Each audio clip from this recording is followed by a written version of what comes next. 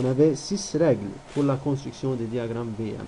Alors, on va revoir les règles très rapidement. Alors, la règle numéro 1 dit, le diagramme V aura des discontinuités aux emplacements où on a des charges concentrées. Alors, si j'ai une charge concentrée comme ça, P0, ou si j'ai une réaction, la réaction ça va être dans la même catégorie que les charges concentrées. Alors, si j'ai quelque chose comme ça, on aura un saut dans le diagramme V qui va être égal à cette charge concentrée.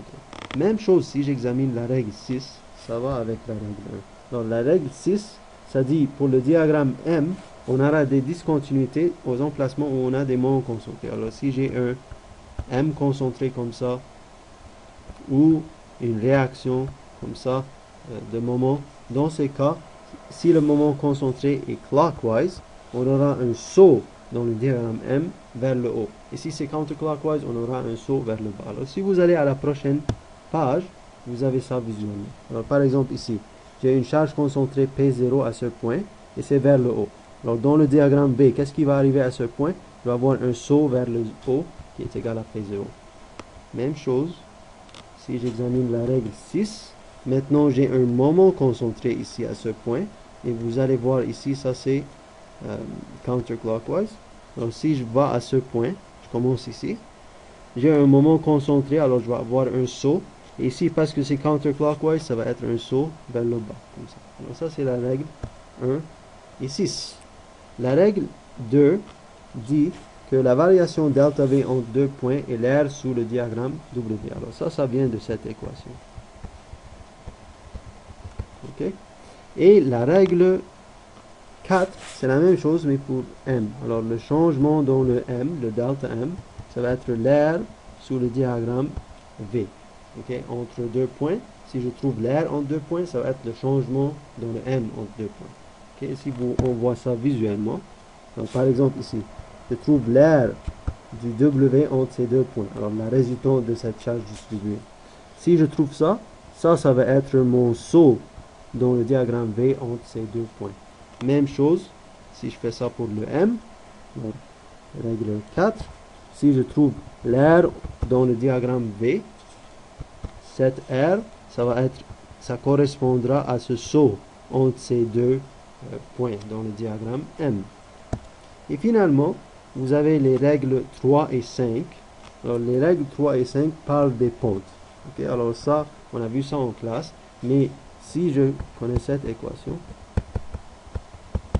et ici, je connais cette équation. Okay.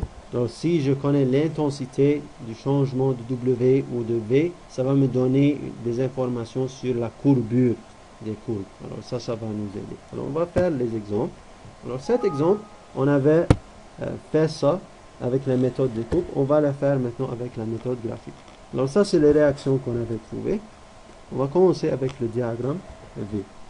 Alors, pour le diagramme V et pour le diagramme M, vous allez voir toujours ça commence à 0 et ça va toujours terminer à 0. Ok, alors on va voir ça. Alors, je vais commencer à 0 comme ça. Je trouve ici, j'ai une réaction externe concentrée. Alors, ça, c'est la même chose qu'une charge concentrée. Et ça va vers le bas. Alors, qu'est-ce qui va arriver? Je vais avoir un saut vers le bas jusqu'à moins 13, comme ça, parce que c'était 13 vers le bas. Ensuite, si j'examine entre A et B, j'ai pas de charge distribuée, alors ça va rester constant, comme ça. Ensuite, j'ai une charge concentrée de 19 vers le haut. Alors, j'ai moins 13 plus 19 vers le haut. Alors, je vais aller jusqu'à 6, comme ça. Moins 13 plus 19, ça va me donner 6. Ensuite, entre B et C, il n'y a rien qui arrive. J'ai pas de charge distribuée, alors ça va rester constant, comme ça. Maintenant, entre C et D, j'ai une charge distribuée. Alors, qu'est-ce que je vais faire? Je vais trouver la résultante entre ces deux points, okay, de cette charge distribuée. Alors, si je fais 3 multiplié par 2, ça me donne 6 kN vers le bas. C'est quoi ça? Ça, c'est mon delta V. Okay? Le delta V, c'est l'air sous la courbe de charge distribuée, ou la résultante. Alors, c'est la même chose.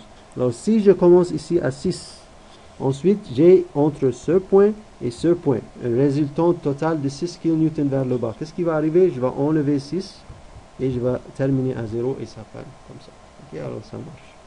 Maintenant, parce que ça, c'est une courbe avec n égale à 0. Si je parle de x à n comme ça.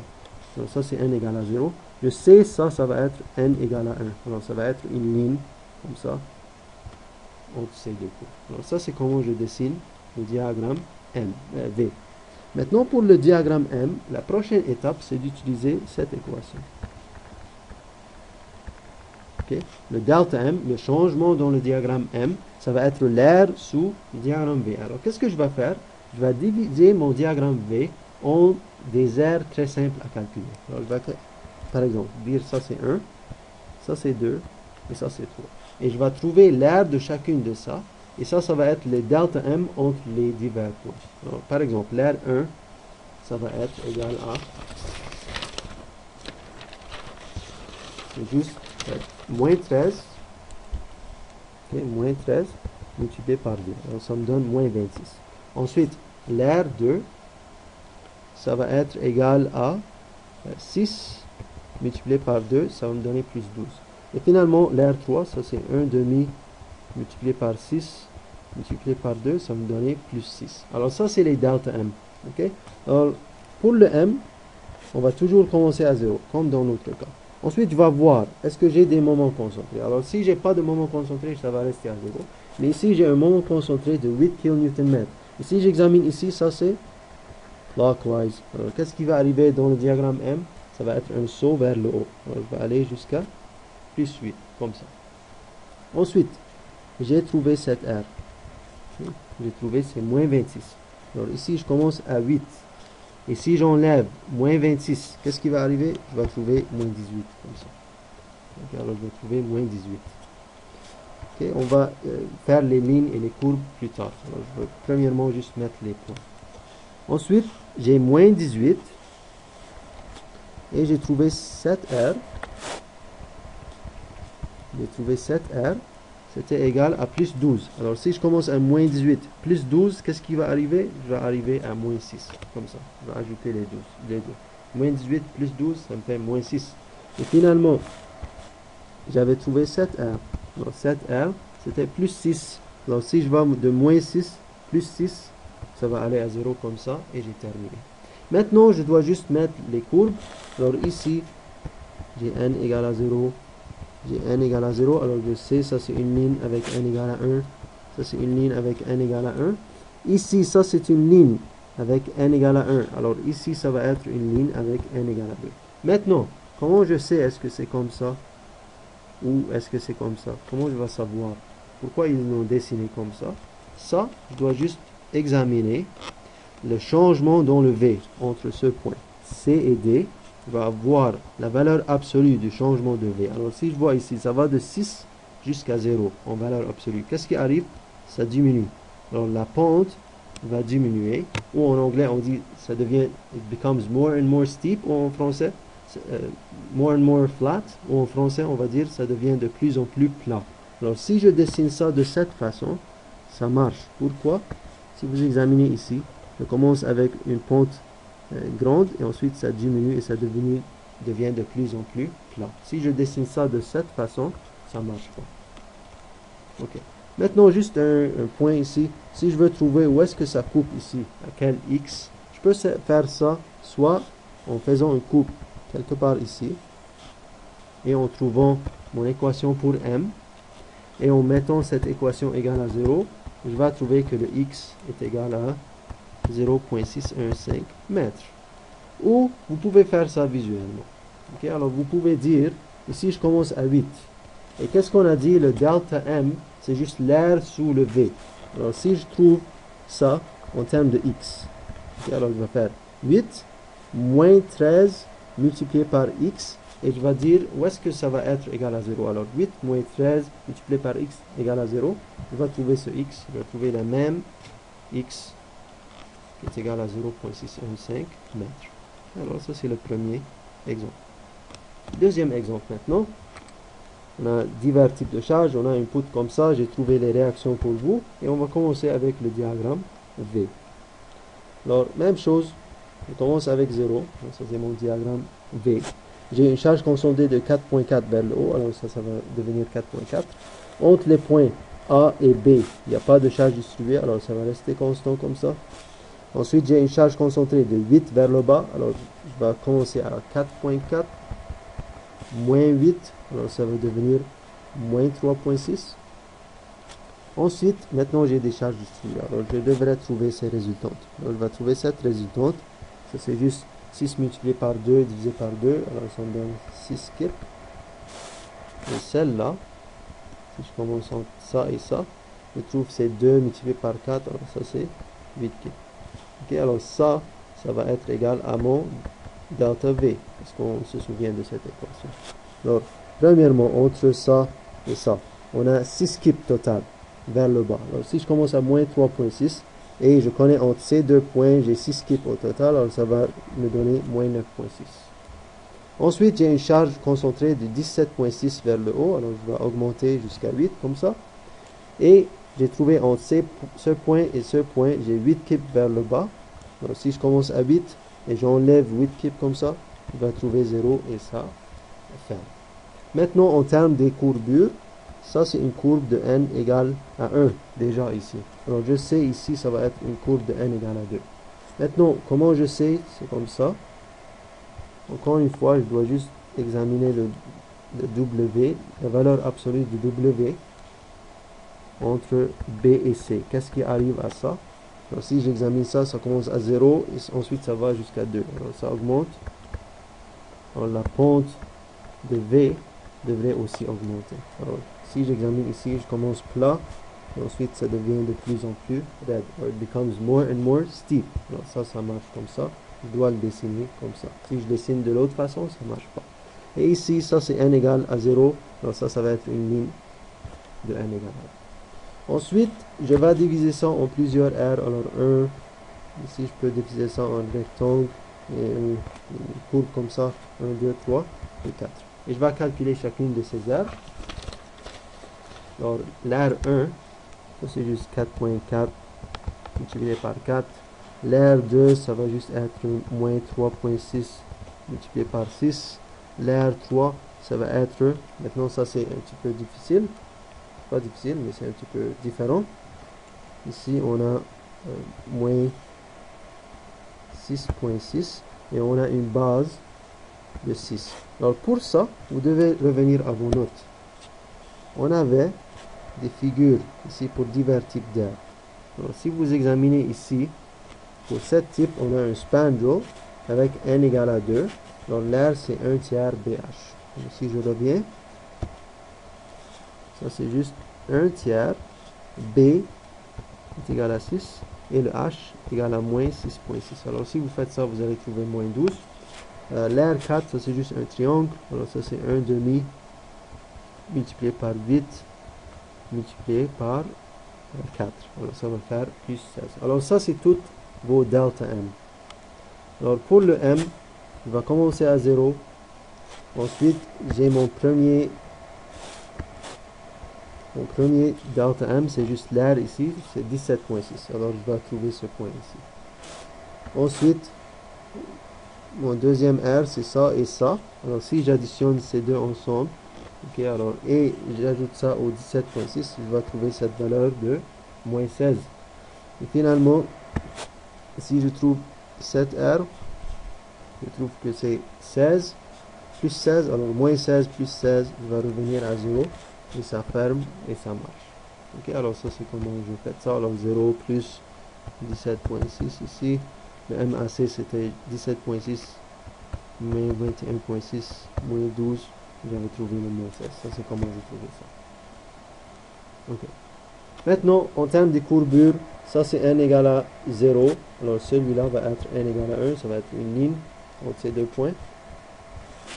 Ici, ça c'est une courbe de n égale à 2. Alors ça va être une courbe de n égale à 3. Donc, ça va être une autre courbe. Et même chose, ici, ça c'est n égale à 1. Alors je sais, ici, on va avoir une courbe de n égale à 2. Maintenant, comment je sais? C'est comme ça. Et comment je sais c'est ce type de courbe et pas comme ça? Ok. Alors, c'est comme ça parce que je dois juste faire ça. Alors, entre B et C, si j'examine la valeur absolue de V. Qu'est-ce qui arrive à la valeur absolue de V? Ça va de 3.6 jusqu'à 9.6. Alors, en valeur absolue. J'oublie pas la valeur absolue. Alors, ça augmente. Alors, la pente augmente. Alors, ça devient, becomes more and more steep ou de plus en plus raide. Et ça, c'est qu'est-ce qui marche avec cette option. Si on examine, okay, ça devient de plus en plus raide.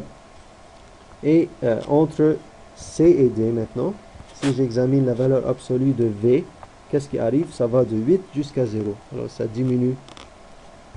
Alors la pente diminue. Alors ça devient de plus en plus plat. Et cette option, ça marche comme ça. Ça devient de plus en plus plat. Alors ça, c'est comment on dessine le diagramme M. Maintenant, juste un petit point. Comment ils ont trouvé le 3.94 ici, le X? Okay, comment ils ont trouvé le 3.94? Alors ici, c'est un petit peu plus compliqué. Normalement, vous n'avez pas besoin de faire ça. Mais si vous voulez le faire, qu'est-ce que vous devez faire? Vous devez faire une coupe, trouver une équation pour M, X, et faire ça égal à 0 et résoudre pour le X. Alors, certaines fois, ça va être une équation quadratique. Alors, si c'est une équation quadratique comme ça, c'est facile de trouver la valeur de X. Mais si c'est comme dans ce cas, c'est une équation cubique, on doit faire ça avec essai et erreur. Alors on va mettre par exemple x égale à 1, x égale à 2, x égale à 3, x égale à 4. Vous allez voir entre 3 et 4, okay, la valeur est positive et à 4 ça devient négatif. Alors vous savez que le x est entre ces deux points et vous allez trouver ça. Alors ça prend un petit peu de temps, mais ça c'est comment vous trouvez ce x. Okay? Mais normalement vous n'avez pas besoin de trouver où est-ce que le m est égal à 0. Okay? C'est pas si important que ça. Un autre exemple. Alors ici on a une poutre avec une rotule interne ou un internal hinge, okay, ou en anglais aussi on peut dire c'est un internal pin. Tout ça c'est la même chose. On a vu si on a une internal pin, qu'est-ce qui arrive? Le M, on n'a pas de M. Okay, il n'y a pas de moment interne à ces points. Okay, alors on n'a pas besoin d'avoir de moment interne à ce point. Alors, parce qu'on a ça, alors ici on a CY, ici on a AX qui est égal à 0, on a AY, et on a ME, comme ça. Alors, si j'examine ici, j'ai trop d'inconnus pour résoudre le problème. Alors, qu'est-ce que je dois faire? Je dois utiliser ça, la rotule interne. Je vais séparer ça ici, je vais appeler ça VB ici, VB. Il y a un NB, mais parce qu'il n'y a pas de charge diagonale, le NB est égal à 0. Mais comme vous voyez, il n'y a pas de moment. Alors, on ne va pas avoir de moment interne. Ça, c'est mon AY, c'est mon MA, et ça, c'est CY. Alors, qu'est-ce que je vais faire? Je vais examiner ce DCL en premier, parce que si je commence avec l'autre, il va avoir trop d'inconnus. Alors, je vais commencer avec ce DCL, et vous allez faire ces étapes ici. Vous allez faire l'analyse, vous allez trouver le CY, vous allez trouver le VB. Après que je trouve que le VB est égal à 12 ici, je vais le transférer ici, ça va être égal et opposé. Et ensuite, parce que je connais ça, maintenant, je peux résoudre pour ces réactions. Après que je fais ça, je trouve toutes les réactions. Alors, je vais remettre tout ça ensemble. Alors, je vais reattacher ça ensemble. Et maintenant, je peux dessiner le diagramme M. V et M. Alors, je commence avec le diagramme V. Alors, si je commence avec le diagramme V, je commence à 0. Ensuite, j'ai 20 kipes vers le haut. Alors, ça va aller comme ça. Ensuite, il n'y a rien qui arrive entre ici et ici. Ça reste constant. Ensuite, j'ai 8 vers le bas. Alors, ça va devenir 12 comme ça. Ensuite, entre ces deux points, encore une fois, il n'y a rien qui arrive. Alors, ça reste constant. Ensuite, ça et ça, okay, on réattache ça. Alors, ils vont s'annuler. Alors, on n'a pas besoin de se concentrer sur ça. Ici, on va trouver la résultante de cette charge distribuée. Ça va être 3 multiplié par 8. Alors, 24 vers le bas. Alors, je commence ici à 12. Moins 24. Alors, ça va aller à moins 12. Et ensuite, j'ai une réaction ici de 12 vers le haut. Alors, ça va revenir à 0 et ça ferme. Ok, et ça va être une ligne. Comme ça. Je peux trouver où est-ce qu'il est le x, ici, où est-ce que ça va être égal à 0. Alors, vous pouvez faire le calcul. Ça va être égal à x égale à 4 pieds. Okay? Vous pouvez voir ça visuellement. Si je commence à 12, ensuite j'enlève moins 3 multiplié par x, donc le x va être égal à 4. Si je veux savoir où est-ce que ça devient 0. Ensuite, je vais calculer toutes ces aires. 1, 2, 3, 4. Alors, l'aire 1, c'est juste plus 60. L'aire 2, encore une fois, c'est plus 60. L'aire 3, c'est juste mettez ici, ça c'est plus 12. Alors, ça va vous donner plus 24. Et l'aire 4, ça va être moins 24. Ok, tout ça, ça c'est les delta M. Alors, si je commence ici, j'ai un moment concentré counterclockwise. Alors, le saut, ça va commencer à 0. Ça saute vers le bas comme ça. Ensuite, l'aire 1, on a trouvé c'est 60. Alors, moins 120 plus 60, ça devient 60. Moins 60. Ensuite, j'ai moins 60 plus 60. Alors, ça va devenir 0. Ensuite, j'ajoute 24. Ça va devenir 24. Ensuite, j'enlève 24. Ça va devenir 0 et ça ferme comme ça. Alors, juste un point important. Vous allez voir ici, le point où j'ai un V est égal à 0, c'est le point où je vais avoir un pic dans le diagramme M. Okay, soit un max ou un minimum. Alors, dans le diagramme M, vous pouvez avoir plusieurs max et minimum, mais où est-ce que vous avez un V est égal à 0? C'est sûr, ça c'est le point où vous avez le M max. Okay, alors, ça c'est un des points où vous pouvez avoir le M max. Et vous pouvez voir ça dans les autres exemples. Mais ça c'est toujours le cas. Alors, si vous examinez l'autre exemple, même chose ici. Alors, le point où on avait V est égal à 0, ici et ici, vous voyez, on a les max. Okay, ça va être toujours ça, le cas. Alors ça, c'est l'importance de trouver où est-ce que le V est égal à 0, parce que vous allez avoir vos maximums dans le diagramme M à ces points. Okay. Un autre exemple. Alors, ici, on a encore une poutre comme ça. On commence par trouver les réactions. Alors, on trouve ça, c'est 130 comme ça. Ici, le moment, ça c'est 120 comme ça. Vous pouvez essayer ça comme exercice, dans pratique. Alors, on va commencer avec le diagramme V. Alors, je commence à 0.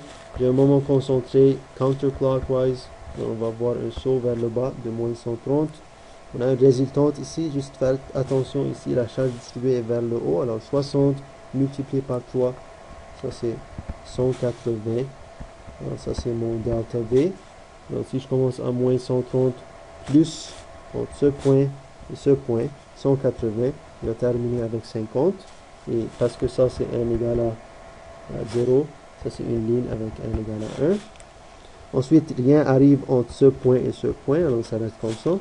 Même chose entre ce point et ce point, ça reste constant jusqu'au 50 ici vers le bas et ça termine à 0. Okay. Ça c'est le diagramme B. Diagramme M. Donc j'avais fait une erreur juste ici, je viens de voir. Okay. Le 130, ça c'était la charge concentrée, pas le moment concentré. Alors 130, charge concentrée, ça c'est pourquoi j'ai descendu comme ça, pas à cause du moment. Le moment c'est pour le diagramme M. Donc ici, j'ai un moment concentré de 120, okay, alors, et c'est counterclockwise, alors je vais commencer à 0 et ça va sauter vers le bas de 120. Alors je trouve que c'est moins 120. Ensuite, je vais trouver l'aire de chacune de ces régions. Alors ici, le X, vous allez trouver c'est 2.167 mètres. Alors, vous pouvez mettre ça ici. Le reste ici, ça c'est 0.833. Vous pouvez mettre ça ici. Et vous allez trouver ces aires.